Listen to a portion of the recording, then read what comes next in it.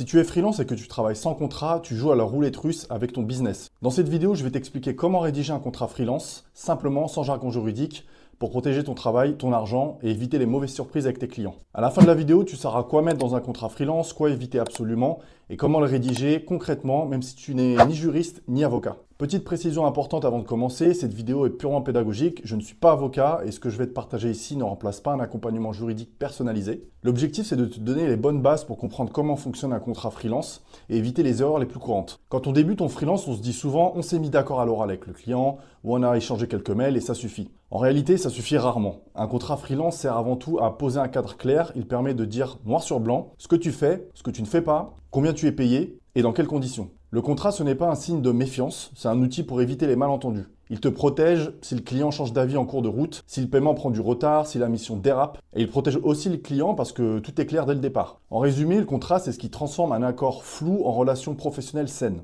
Un contrat freelance n'est pas forcément long, mais il doit contenir quelques éléments essentiels. D'abord, l'identité des deux parties, qui est le freelance, qui est le client.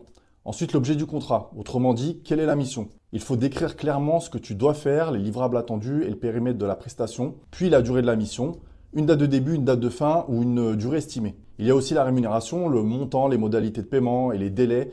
Autre point très important, la propriété intellectuelle, à qui appartient ce que tu produis. On trouve également les conditions de résiliation, la confidentialité, la responsabilité et le droit applicable. Pas besoin d'un contrat de 30 pages, mais sans ces éléments-là, ton contrat est fragile. Je vais maintenant évoquer les erreurs à éviter. Donc la première erreur, c'est de ne pas faire de contrat du tout. Même avec un client sympa, même un client que tu connais, quand on est un petit peu trop à l'aise, c'est souvent là que peuvent commencer les problèmes. Deuxième erreur très fréquente, faire un contrat trop vague. Par exemple, une mission mal définie, des livrables un peu flous, ou aucune limite claire. Au fait, petite parenthèse rapide, si tu aimes ce genre de contenu, sache que je partage encore plus d'astuces exclusives dans ma newsletter. L'idée est très simple, chaque semaine tu reçois dans ta boîte mail des conseils concrets pour générer plus de leads, passer ta prospection à l'échelle, mieux utiliser ton CRM, améliorer tes méthodes, tes processus commerciaux et marketing en automatisant certaines tâches et mettre l'intelligence artificielle au service de ton entreprise. C'est du contenu que je ne poste pas ailleurs, ni sur YouTube, ni sur LinkedIn, ni sur toute autre plateforme. Si tu veux avoir une longueur d'avance, je te mets le lien juste en description. Tu cliques dessus, tu t'inscris en 10 secondes et c'est réglé. Merci de m'avoir écouté, je te laisse continuer la suite de la vidéo. Autre erreur, copier-coller un contrat trouvé sur Internet sans vraiment le comprendre. Un contrat mal adapté à ta situation peut être inutile, voire même dangereux. Il faut que tu l'adaptes à ton secteur d'activité. Il y a aussi l'erreur de ne pas cadrer le paiement, pas de délai, pas d'acompte, pas de pénalité.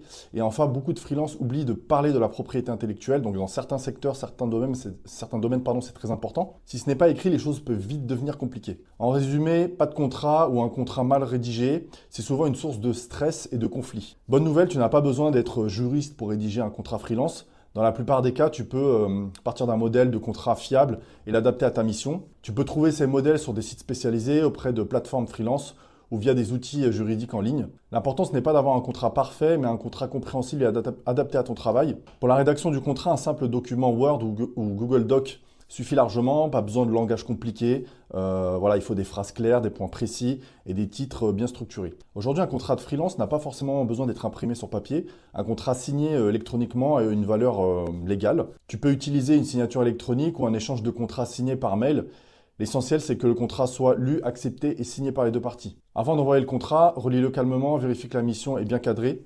Assure-toi que le paiement est clair et si un point semble flou, mieux vaut en parler avant de signer. Le contrat n'est pas là pour bloquer la relation, il est là pour la sécuriser. Pour résumer, un contrat freelance, ce n'est pas de la paperasse inutile, c'est ce qui te permet de travailler sereinement, cadrer la relation avec ton client et éviter les mauvaises surprises. Pas besoin d'un contrat compliqué, mais pas de mission sans contrat. Si tu es freelance ou si tu travailles avec des clients en direct, prends le temps de rédiger un contrat, c'est un vrai réflexe professionnel. Si cette vidéo t'a été utile, je t'invite à t'inscrire à ma newsletter mensuelle. J'y partage régulièrement des conseils concrets, des idées actionnables, des outils simples et des stratégies efficaces pour aider les indépendants et les TPE à développer leur activité professionnelle, sans jargon et sans bullshit. Le lien est juste en description de cette vidéo. Et si tu as des questions de manière générale sur l'acquisition de clients, l'automatisation, etc., n'hésite pas à les poser dans les commentaires, j'y répondrai avec grand plaisir. Merci d'avoir regardé cette vidéo et je te dis à la prochaine.